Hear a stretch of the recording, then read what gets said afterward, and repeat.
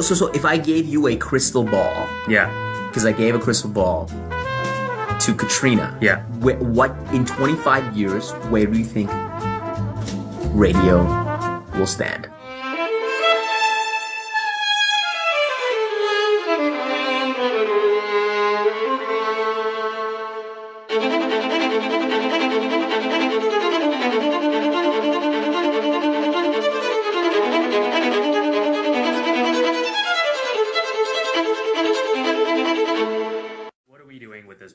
We're looking at companies that are facing disruption in some way, technology, innovation, whatever. And these companies have to figure out how to get through that disruption. They have to figure out how to adapt. They have to figure out what they need to change. Otherwise, they're going to go out of business. That's right. So like every industry is being disrupted, whether it's by new technology, new business models, even our industry that we play in on our day jobs, which is in management consulting, that's being disrupted as well. Yes, it is, and so sorry, why the dip? Yeah, so I was just going to say that these companies have to push through. Yeah. And that really made me think of Seth Godin's book, The Dip. And he talks about how, if you think about it in a graph sort of life cycle, all companies have this dip that they go through that is a period where they have intense struggle, intense challenges, an obstacle.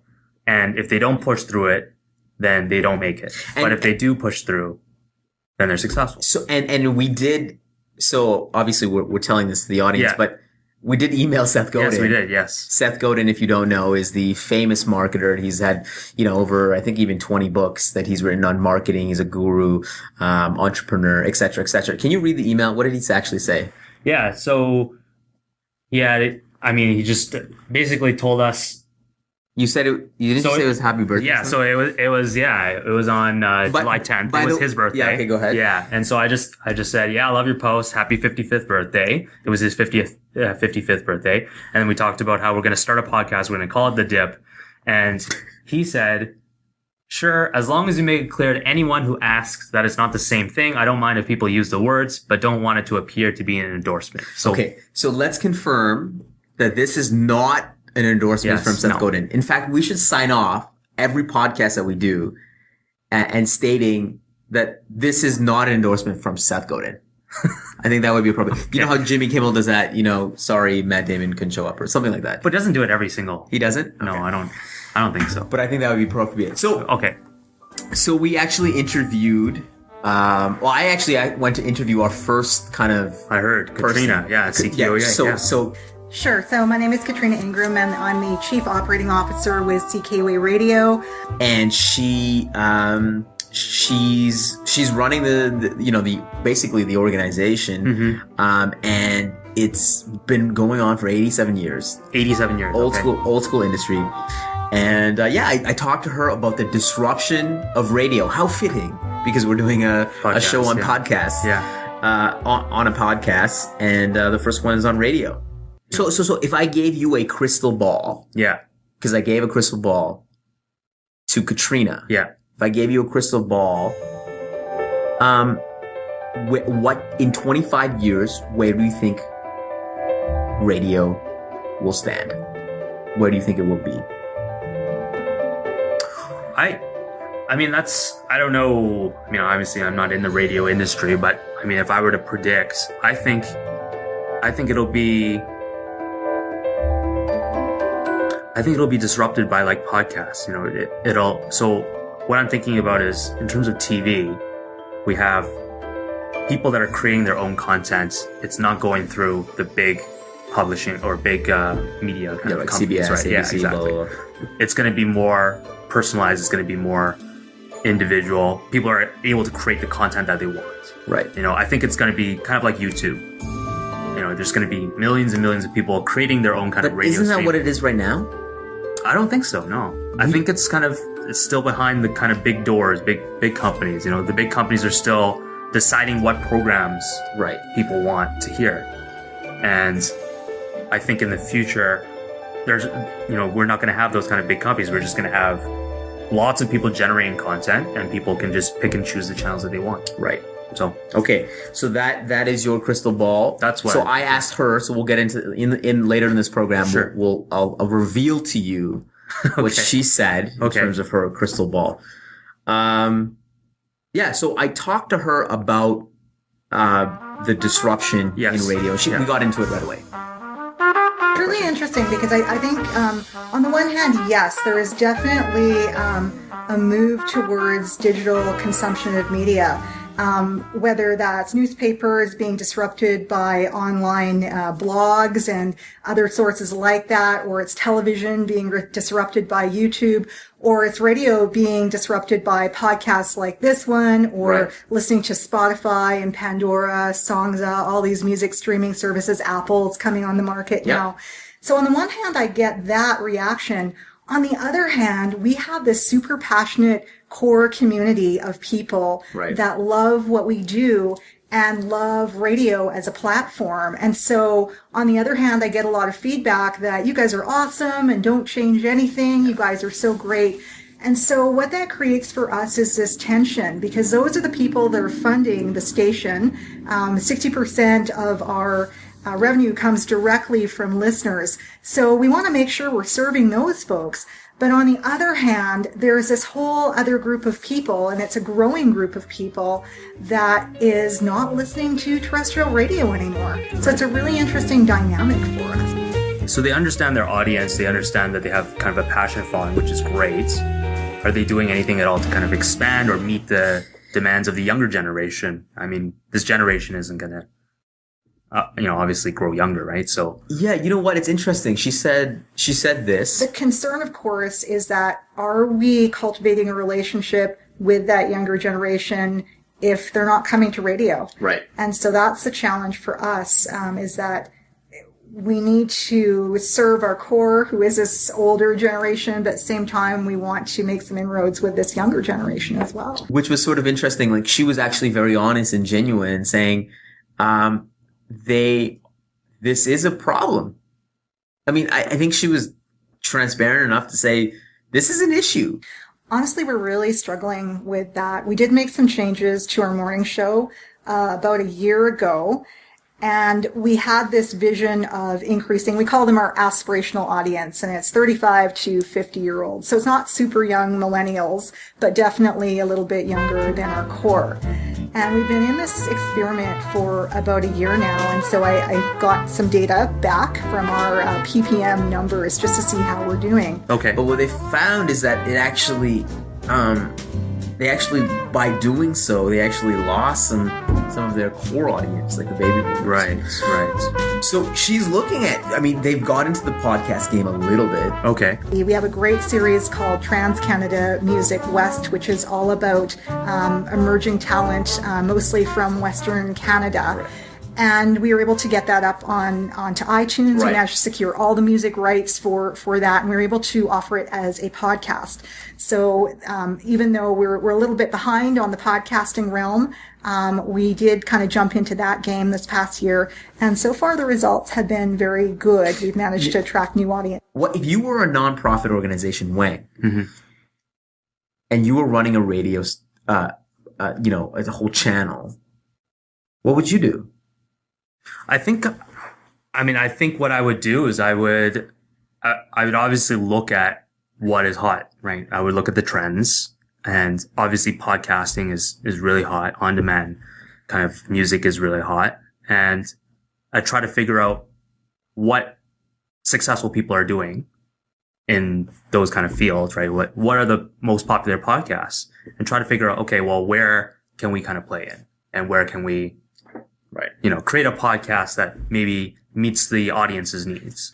So what about the kind of Steve Jobs model, in fact, where he talks about the fact that people don't really know what they want?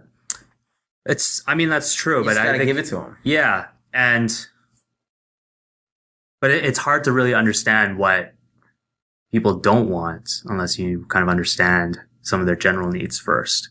Like, I think right now, for instance, and just kind of evidenced by Startup being a really, really popular podcast, I think people are increasingly choosing themselves. And what I mean by that is they're choosing how they want their careers to go. And oftentimes it means entrepreneurship. It means startups. It means, creating their own business. Right. And I mean, right now we can look at, Alberta doesn't have Is that a James Altucher statement? Choose yourself? Yeah, it is actually. This is not endorsed by James Altucher either, who's another entrepreneur, podcaster and writer. I would take maybe the lean startup approach. Yeah.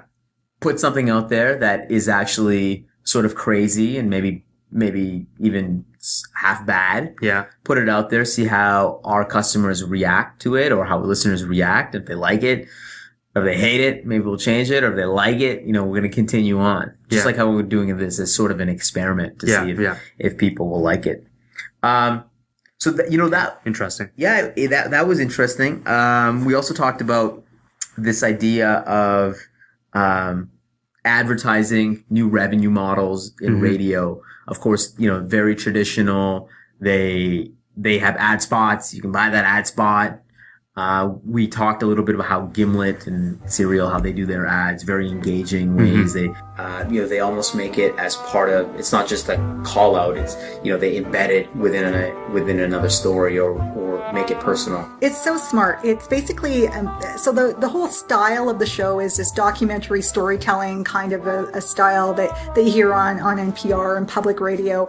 And they take that same kind of element and apply it to the advertising. So some of the ads that they've done with Ford's been a big sponsor of season 2 of Startup, have been amazing because they'll go and they'll interview the engineers at Ford who are responsible for an element of like ensuring the sound in the car is great. And they talk to this guy about his job and they just do it in a really smart and engaging way that makes you want to listen to the content and honestly forget that it's an ad. Yes. Yeah. They do interviews. And stuff, they kind of do interviews. Yeah. They tell a story. They actually build engaging advertising content, which is incredible. But we were talking about other revenue streams, maybe even the subscription model or other models. Man, radio was tough. Well, what are they kind of trying right now in terms of advertising? Are they trying new models? They want to. Okay. Katrina does want to. Okay. And I think they are experimenting. I had a feeling that they had some old school players. They have some new school thoughts, but they have a lot of old school thoughts on how broadcasting is done. And so that's kind of an obstacle. Almost. I think so. I was feeling that. Okay. I think she said it. I think she did say it. And there, again, it's the old school, old guard way of thinking about it. And I think it's really hard for companies and people who work for companies who are being disrupted by something to really recognize that thing is disruptive and take it seriously. I think it's a really hard thing for people until you're out of business. Exactly. Yes. It's just, and you see it time and time again in many industries. What else do you want to know about this? What questions would you ask to her? I mean, I would ask what CKUA is kind of doing it, but I think we kind of almost addressed that through understanding kind of younger generations and things like that. Any kind of, like, what other kind of channels is she looking at in terms of engaging the younger audience? Is it? Yeah, we actually talked about another channel. Yeah. That she would investigate, which is video. Video. Okay. Yeah. So perhaps they have a space where you can actually record like music videos. Oh, so okay. They're even thinking on that angle. Yeah. And, but I mean, it seems weird because you have radio listeners who are traditionally just audio. Yeah. How are you going to kind of push the video? See, I didn't ask that follow-up question, Wang. Okay. But it was a different way I think it was just a different way to engage and interact with their community. Yeah. By incorporating video. And I think they're trying to figure out how you make money off that. Yeah. Off the video. Okay. Off the video element. They have the assets. They have the technology. They just need some people to step up and do it. Yeah. No, but I mean, in terms of my standpoint on radio, here's what I think. If you gave me a crystal ball. Yeah. Okay? Yeah. I think the history of radio, I don't know the stats. I don't have them offhand, but it seems like a lot of people listen to radio when they're in the car. Okay. That's a big assumption, but I would assume that that's the case. In 25 years, God help us, but I hope we have autonomous vehicles. And when autonomous vehicles happen, nobody's going to be listening to audio. It's going to be visual, or it's going to be some other form of content that they're actually visually watching, because we all know visually is more stimulating, whether it's through their mobile devices or whatever the new technology is. Audio will not be the predominant player in cars. However, audio still has a place. I think the space, it has an amazing opportunity. You still need it because it's the only form of content that you can do on the go. You can't really watch things on the go. Audio will still be around. So I think terrestrial radio is dead. I think it's going to be everything's going to be digital, whether it's satellite, whether it's podcasts or whatever the form is. But terrestrial radio as we know it is dead in 25 years. I mean, I think newspapers, people probably predicted this about newspapers, maybe even like in the early 20s, or 2000s. It's still here and it's still thriving. Well, not thriving, but it's not thriving, but it's still around. Yeah. I think that's the same boat. Like books, if you think of books will always be around. I think they'll always be. Yeah. There's something novel of having a book. So that was my crystal ball. What did you learn after the interview that you didn't know before? Or what's something that kind of surprised you? What surprised me, other than like going there and how friggin' nice she was, okay, and like how awesome the place was. And she gave me a tour after, and she was just so gracious. She's COO, but she was like super just friendly. Yeah, very cool. Yeah. So, that was amazing. What I learned was that all radio stations are going through this disruption. That's not new to me, but navigating this whole radio disruption is difficult. They don't have all the answers. I thought she would have came up with like 4 or 5 answers, but she's being honest and real, and she's saying that, listen, I don't have all the answers. If I had them, we'd be killing it right now. Yeah.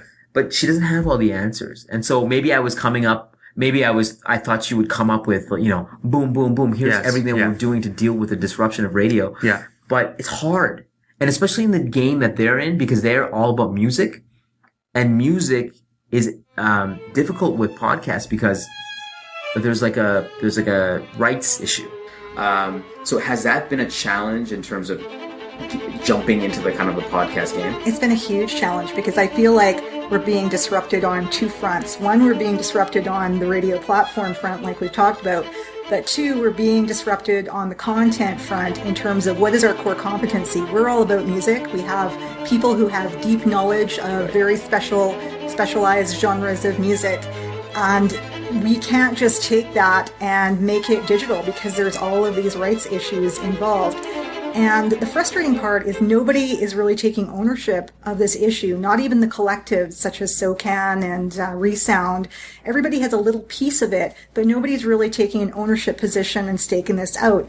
And that's why it's been really challenging for some of the bigger music streaming organizations to even come to Canada at all. Right. So Spotify was able to figure it out, but Pandora has not. Right. And so right now it's pretty much every man for themselves. And for a small player like us, it's just really not a feasible situation to even try and navigate the waters to be able to do that. And I mean, music itself, I agree that's tough because, I don't know I don't have the stats on like who listens to music and who listens to audio and just spoken word, right? But I mean, at least to me, I think there's a huge growing number. Do you listen to radio? No, not really. What do you listen to? Like podcasts. What are podcasts?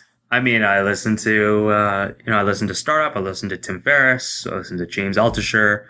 I listen to, Art of Manliness. There's quite a few kind of different podcasts I listen to just in terms of business. I listen to a few language podcasts. So I listen to some Chinese podcasts and things like that just to kind of learn Chinese. And then... So you don't listen to radio at all? No. And if I'm in my car... Where do you get your music, though? I don't listen to music. I guess that's maybe a big... You don't listen to music? Yeah. I mean, I used to listen to a lot of music on my laptop. I would have, a bunch of MP3s of all my kind of favorite bands on there. Yeah. But nowadays, I don't know why. I don't really listen to music that much. You're an interesting guy. Yeah. I'm going to interview you solely and talk. Do you listen to music? I love music. Yeah, I have a Spotify premium account. Okay. Which I love. And my wife and I, we share this account so we can get music. I have Apple Music. Yeah, but so, like where do you listen to music though? Interesting. So I only listen to music when I work out with weights. And I don't work out with weights much. If you take a look at me, actually, I'm not, physically I'm not that attractive, but that's when I usually work out with weights. Yeah. Or, like when I'm hanging out and like I don't want to listen to podcasts, or maybe we're in the car, I'm with my mom, or I'm with my wife. You want to listen to podcasts? I only listen to podcasts though. Other than that, I mean, 100% of the time, other than that, whether I'm driving home, I'm like doing errands, or I'm doing any, like literally this morning, I was driving for 3 hours because I was in a different city. Yeah. I was driving. Yeah. I crushed Gary Vaynerchuk's podcast. Yeah. I crushed Tim Ferriss's podcast. Yeah. I crushed some Mixergy, and then I had an audiobook on Elon Musk. And then going there, I listened to Dan Carlin, Hardcore History, which is like I can't describe the joy that I have listening to Dan Carlin. He's magical. He's amazing. So, but you don't listen to radio. I don't listen to radio, but I do listen to Howard Stern, which I talked to her about. So there is a opportunity for satellite. No. Radio. Well, no. I don't know, because this is what I told her. Yeah. I told her that I only listen to Sirius satellite radio for Howard Stern. And if Howard Stern had his own platform and said, "Hey, Shawn, pay me $10 a month and you can listen to me unlimited." Yeah. I would do that, and I would quit my Sirius subscription. Yeah. And in fact, I would say, I'm totally throwing out numbers, but I'm saying half the Sirius listeners would do the same. They only listen to Howard. Really? He is that. He's revolutionized the broadcast game, radio. Does he have a podcast? No, he does not have a podcast. He actually hates. He hates podcasts. Really? Yeah. He's like, it's for amateurs, for people like us. Oh, interesting. I didn't realize that. Yeah. So, do you want to know what she said in terms of a crystal ball? Yes, I do. Well, this is what she said. Where would radio be in 25 years? And I'm giving you the crystal ball. What do you think the future holds for radio? Wow. Well, I hope this is going to sound maybe oddly negative for someone working in the space, but I'll give you a comparison. So I've been doing some research on the 35 millimeter camera and what happened to the 35 millimeter camera. And I Googled it, and there's still companies out there that make 35 millimeter cameras, surprisingly enough, and you can still buy film on Amazon. But the market for that camera is super niche. And I think that's what's going to happen with radio. I don't think it's going to die completely. I don't think it's going to go away. And I'm talking about terrestrial radio as we know it. But I think it's going to be this pretty niche product that a certain group who really, really wants it and is really, really into it will listen to, while the rest of the world has moved on to something more of a digital nature. Right. That's kind of my 25-year prediction for that platform. That's what she said. Okay. So she sees that there's a huge, huge growth in digital that will... Yeah, she sees it. Yeah. So that was the cool part, is that she was all about... We talked about disruption. She was all over it. She talked about it. She knows what's happening to her industry, which is, part of disruption is, most companies they don't know they're being disrupted until it's too late. Yeah. You look at Kodak, they probably didn't even think that Instagram, would be sold for $1 billion and then, they would be bankrupt the same day. True. Or, Blockbuster, Netflix. Maybe they had a little bit of a, I think they knew, but it was kind of too late. It was too late. Yeah. Right. Yeah. I think they're in a game. I think CKUA as a radio station, they're just on the point where they can make a move and they can do something drastic and scale their company. But I think that the time of disruption is coming like tomorrow. Yeah. So they need to do something. Yeah. And I think I learned a little bit more about radio. I think I did too. So what do you think next? Like, who should we interview next?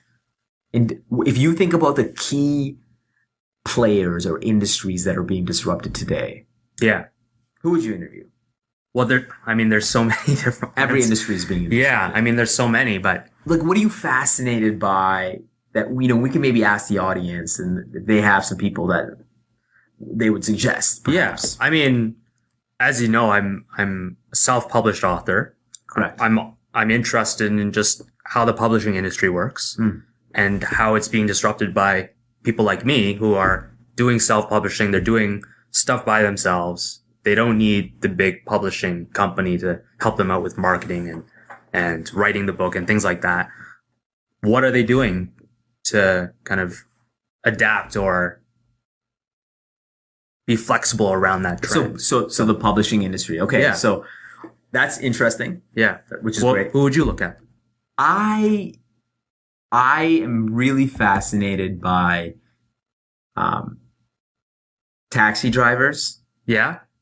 Okay. Not because I'm brown, but because they, I'm naturally associating taxi drivers with the brown people. They're not all. Not all. Not all of them. Well, 99%. Yeah, 99. They're mostly my uncles. I'm fascinated with them. Yeah.